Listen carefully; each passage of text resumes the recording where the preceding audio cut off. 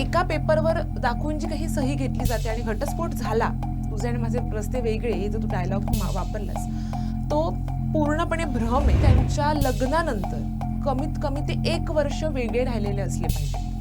हा एक महत्वाचा मुद्दा आहे. अडल्टरी, व्यभिचार जर झाला असेल, म्हणजे जर पती दुसऱ्या एखाद्या थर्ड बाईसोबत जर रिलेशनशिपमध्ये असेल किंवा जर पत्नी दुसऱ्या पुरुषासोबत जर रिलेशनशिपमध्ये असेल, तर मग तो व्यभिचार ह्या ग्राउंड खाली देखील घटस्फोटासाठी ते जाऊ शकतं. तिसरी महत्वाची गोष्ट म्हणजे मेंटल डिसऑर्डर जर का असेल तर ते जाऊ शकतात. गुप्त रोग जर झाला असेल. आता समजा लग्न झालंय आणि लग्न झाल्या एखाद्या व्यक्तीला डिवोर्स घ्यायचा असेल, त्यांचं कुठल्या ना कुठल्या कारणामुळे पटत नसेल, तर त्यासाठी खरंच अर्ज दाखल करता येतो का आणि त्यासाठी कायदा काय सांगतो? नाती टिकणं गरजेचं आहे. नाती तुटून खरं तर दोघांचंही नुकसान होतं. लग्न म्हणजे 2 व्यक्तींच्या आयुष्याची नवी सुरुवात. काही नाती आयुष्यभर टिकतात तर काही नाती कायद्याच्या चौकटीत संपवावी लागतात. पण काही वेळा परिस्थिती अशीही निर्माण होते की हा संबंध कायदेशीररित्या संपवण्याचा निर्णय घ्यावा लागतो. पण जेव्हा संसाराच्या वाटा वेगळ्या होतात तेव्हा प्रश्न फक्त भावनांचा राहत नाही, तर तो बनतो हक्कांचा, जबाबदाऱ्यांचा आणि कायदेशीर अधिकारांचा.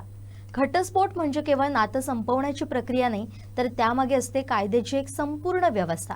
घटस्फोटासाठी कोणते कायदे लागू होतात? परस्पर संमतीनं आणि वादग्रस्त घटस्फोटात नेमका फरक काय आहे? कोर्टाची प्रक्रिया कशी चालते? पती पत्नीचे हक्क काय आहेत? आणि सर्वात महत्त्वाचं म्हणजे कायदा तुमच्या बाजूनं काय सांगतो? तुमच्या मनातील अशा अनेक प्रश्नांना मिळणार आहे कायद्याच्या चौकटीतून स्पष्ट आणि विश्वासार्ह उत्तर.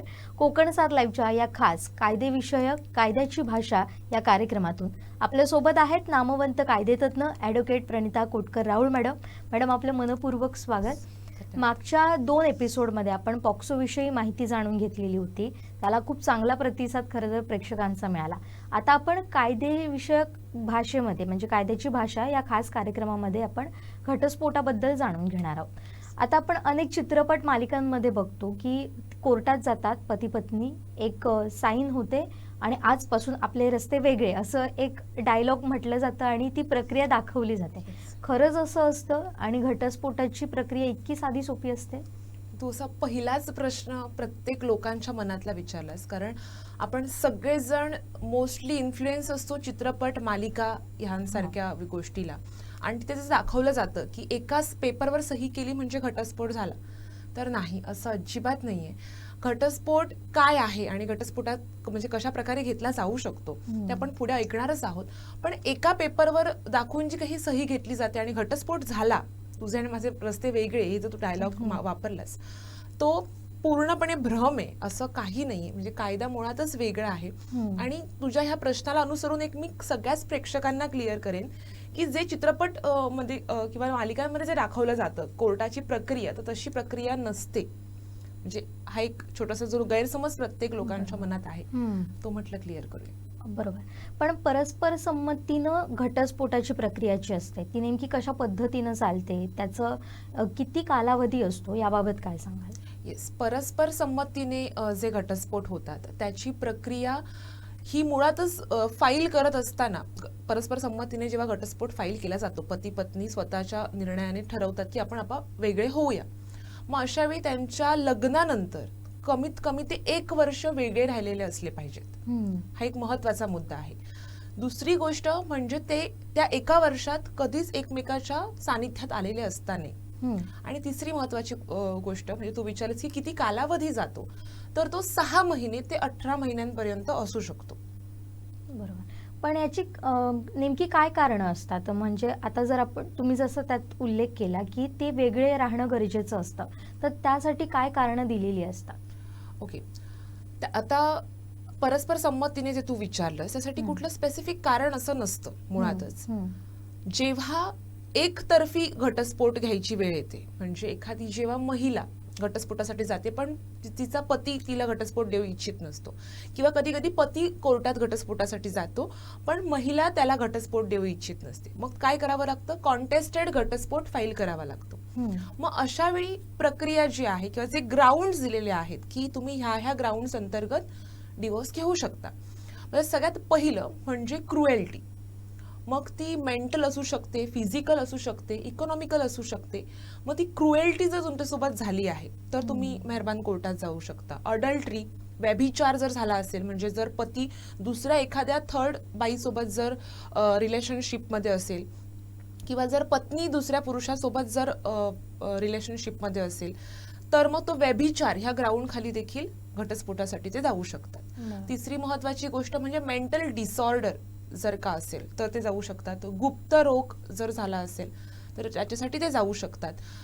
चौथी महत्वाची गोष्ट म्हणजे हे संन्यास. जर समजा पती पत्नींपैकी कोणीही संन्यास घेतला असेल तर दुसऱ्या जोडीदाराने का थांबून राहावं, मग तो त्या ग्राउंड खाली डिवोर्स केससाठी फाईल करू शकतो.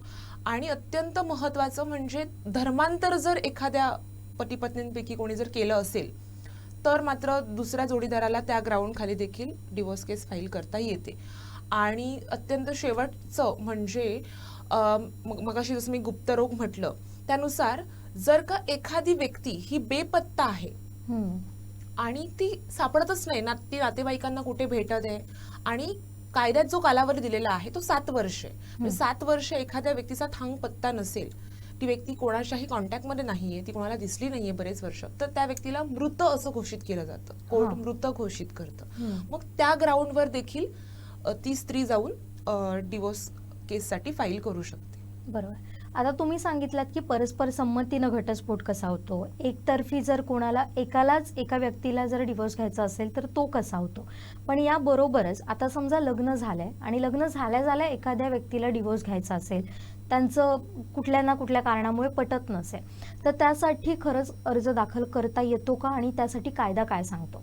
येस, मी तुला पहिल्यांदाच म्हटलं की 1 वर्षाचा कालावधी हा परस्पर संमतीने, म्हणजे कमी वेळात होणाऱ्या घटस्फोटामध्ये पण 1 वर्षाचा कालावधी कंपल्सरी. मग ह्या अशा गोष्टीमध्ये जेव्हा लग्न झालंय पण 1 वर्ष पूर्ण झालं नाहीये आणि काहीतरी त्यांच्यात प्रॉब्लेम झाले, जर ते प्रॉब्लेम्स अगदी टोकाचे असतील, म्हणजे त्यामुळे एखादी व्यक्ती त्यात खूप सफर होत असेल, असं जर स्ट्रॉंग रिझन असेल, तर विशेष कारणास्तव आपण हिंदू विवाह अधिनियम 1955 जो आहे त्याच्या अंतर्गत आपण कलम 14 खाली ऍप्लिकेशन फाईल करू शकतो मेहरबान कोर्टात, आणि मेहरबान कोर्टाने अलाव केलं तर आपण तो घटस्फोट अर्ज चालवू शकतो. बरोबर. पण आता घटस्फोटाची ही केस नेमक्या कोणत्या कौटुंबिक न्यायालयात दाखल करता येते आणि त्याचं कार्यक्षेत्र काय असतं?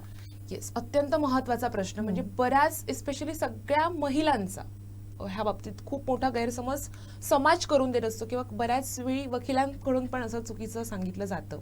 कारण माझ्याकडे जेव्हा क्लायंट्स येतात तेव्हा असं म्हणतात, नाही आम्हाला 2 वर्षापूर्वी असं सांगितलेलं की नाही मुंबईलाच जाऊन डिवोर्स फाईल करावा लागेल. तर नाही, 3 क्षेत्र दिलेली आहेत. सगळ्यात पहिलं म्हणजे तुमचं लग्न जिथे झालेलं आहे ते ठिकाण. दुसरं म्हणजे तुम्ही शेवटचे कुठे एकत्र राहिलेला आहात, संसार करत होता ते ठिकाण. आणि तिसरं आणि खूप महत्वाचं म्हणजे पत्नी जी आहे, म्हणजे महिला जी आहे, ती सध्या कुठल्या जिल्ह्यात राहते, तिचं वास्तव्य कुठल्या जिल्ह्यात आहे, त्या जिल्ह्याच्या जिल्हा कोर्टात जाऊन ती फॅमिली कोर्टला अपियर होऊ शकते आणि तिथे जाऊन ती आपला डिवोर्स केस फाईल करू शकते. हा तिला खास अधिकार महिलेसाठी दिलेला आहे, कारण ती सफर होऊ नये ह्यासाठी ही एक खास तरतूद केली गेली आहे. आणि लक्षात घ्या, तालुका कोर्टला कधीच डिवोर्स केसेस होत नाही. तालुका कोर्टला जास्तीत जास्त डोमेस्टिक व्हायलन्सच्या केसेस चालतात, परंतु डिवोर्स जर तुम्हाला घटस्फोटासाठी केस फाईल करायची असेल तर तुम्ही ज्या जिल्ह्यात आहात त्या जिल्ह्याच्या जिल्हा कोर्टमध्ये सिनियर डिव्हिजन कोर्ट किंवा स्पेशल फॅमिली कोर्ट्स असतात, तिथे जाऊनच तुम्हाला तुमची केस फाईल करावी लागते. बरोबर. पण संमतीनं जर आता घटस्फोट घ्यायचा असेल तर त्यासाठी कुलिंग ऑफ पिरियड असतो, तो नेमका किती कालावधीचा असतो आणि जर तो एखाद्याला माफ करून हवा असेल तर तो मिळतो का? हो, निश्चितपणे मिळतो. ऍक्च्युली कुलिंग ऑफ पिरियड ही कन्सेप्ट थोडीशी क्लिअर करूया, कारण तू वाचलेस किंवा मी अभ्यास केल्यामुळे मला माहिती आहे, पण प्रेक्षकांना ते माहिती नाहीये. कुलिंग ऑफ पिरियड हा प्रत्येक घटस्फोट केसमध्ये दिला जातो. कोर्टाची ही अपेक्षा असते की ह्यांनी दोघांनी शांत विचार करून पुन्हा एकत्र नांदण्याचं त्यांच्या मनात एखादी इच्छा येऊ शकते. कारण आपण माणसं आहोत, आपल्याला फिलिंग्स आहेत, बरेच लव्ह मॅरेजेस असतात. मग अशा वेळी बरेच वेळा ह्या कुलिंग ऑफ पिरियड मध्ये सक्सेसफुली बरेच कपल्स एकत्र येतात आणि त्यासाठी हा कायद्याने खास पिरियड दिलेला आहे. आज तू उद्या उठून म्हटलंस नाही मला डिवोर्स हवाय म्हणून तुला लगेच डिवोर्स पुढच्या महिन्यात नाही मिळणार. मेहरबान कोर्ट नेहमी प्रयत्न हाच करतं की कसं नातं टिकेल, आणि ह्यासाठी हा कुलिंग ऑफ पिरियड दिला जातो. पण तू जसं म्हटलंस तसं हा कुलिंग ऑफ पिरियड माफ देखील केला जातो. हा. एक ह्या घटस्फोटाची प्रक्रिया चालू असतानाच मेहरबान कोर्टात कुलिंग ऑफ पिरियड वेव करण्यासाठी एक वेव ऍप्लिकेशन तुमच्या जर वकिलाने पुटअप केलं तर मेहरबान कोर्ट विचार करतं की खरोखरच ह्यांना दोघांना एकत्र ठेवणं म्हणजे हा दोघांवर झालेला अत्याचारच आहे, दोघं हे एकत्र येणारच नाहीत, हे जेव्हा मेहरबान कोर्टाला पटतं विथ इव्हिडन्स, काही डॉक्युमेंटेशन करावं लागतं, मेहरबान कोर्टाला दाखवावं लागतं की ह्यांच्यातलं नातं हे ऑलमोस्ट तुटायलाच आलेलं आहे, म्हणजे ते किती प्रयत्न केला ते टिकणारच नाहीये, एकत्र येणारच नाहीयेत. मग ते 6 महिने का त्यांच्यावर लादायचे असं पण मेहरबान कोर्ट कधी कधी विचार करतं आणि 6 महिन्यांच्या आत देखील डिवोर्स होतात. बरोबर. पण या सगळ्या कोर्ट प्रक्रियेमध्ये अनेकदा महत्वाची रोल प्ले करतात ते म्हणजे समुपदेशक आणि मध्यस्थ. त्यांची भूमिका फार महत्वाची राहते. तर त्यांचं नेमकं कसं काय काम चालतं आणि ते या सगळ्या प्रक्रियेमध्ये कशी भूमिका बजावतात? येस, मी तर म्हणेन डिवोर्स केसेस मधले देवदूत म्हणजे मध्यस्थी म्हणजे मीडिएटर आणि काउन्सिलर असतात. कारण बरीच नाती टिकतात आणि मी तर म्हणेन नाती टिकणं गरजेचं आहे. नाती तुटून खरं तर दोघांचंही नुकसान होतं. पण ओके, ज्या केसेसमध्ये खरंच एखाद्या महिलेला मारझोड केली जाते, तिच्यावर अत्याचार होतो किंवा एखाद्या पुरुषाची देखील बऱ्याच वेळा मानसिक स्थिती बिघडवली जाते महिलांकडून, हा फॅक्ट आहे समाजातला, मग अशा वेळी मात्र डिवोर्स केसेस फाईल केल्या जातात. पण ह्यामध्ये मी तर म्हणेन काउन्सिलर आणि मीडिएटर खूप मोठी आणि महत्वाची भूमिका निभावतात आणि बऱ्याच अशा केसेस आहेत की त्या सक्सेसफुली ते दोघे जण एकत्र येतात, नांदतात आणि बरीच वर्ष संसार देखील करतात. त्यामुळे मोठी आणि महत्वाची भूमिका काउन्सिलर आणि मध्यस्थी निभावतात. बरोबर. पण आपल्या देशात आता वेगवेगळ्या धर्मासाठी वेगवेगळे कायदे आहेत का? म्हणजे अगदी घटस्फोट असेल किंवा विवाहासाठी, त्याविषयी तुम्ही काय सांगाल? येस, आपल्या भारतीय कायद्यामध्ये बरेच असे पर्सनल लॉज आहेत. मग हिंदूंसाठी हिंदू विवाह अधिनियम आहे, मुस्लिमांसाठी मुस्लिम पर्सनल लॉ आहे, ख्रिश्चनांसाठी इंडियन डायव्होर्स ऍक्ट आहे.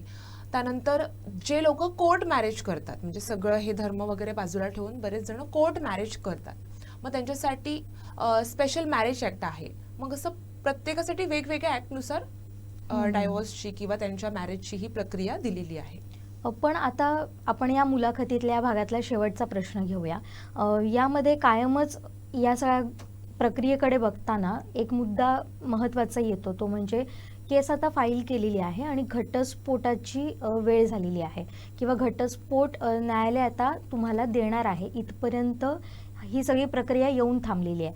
मग साधारण या सगळ्या प्रक्रियेसाठी किती काळ जातो आणि त्याचा अंतिम निकाल येईपर्यंत किती वेळ दिला जातो किंवा या सगळ्या प्रक्रियेला किती वेळ लागतो? ओके, ते डिपेंड आहे की तुम्ही कोणत्या प्रकारचा घटस्फोट अर्ज फाईल केलेला आहे.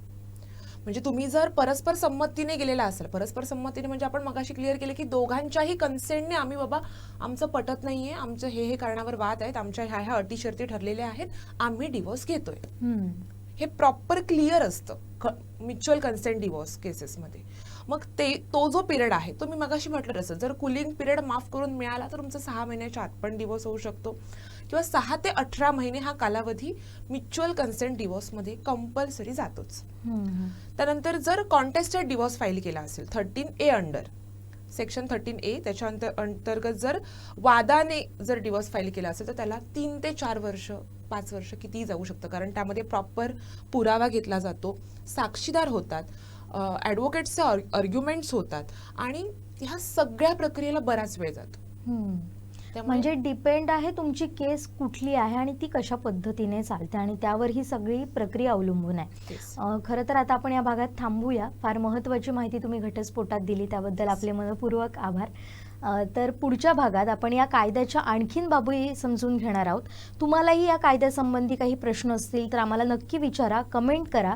आणि आता मी इथंच थांबतोय. पाहत राहा कोकणचं नंबर 1 महा चॅनल कोकण सार लाईव्ह. धन्यवाद.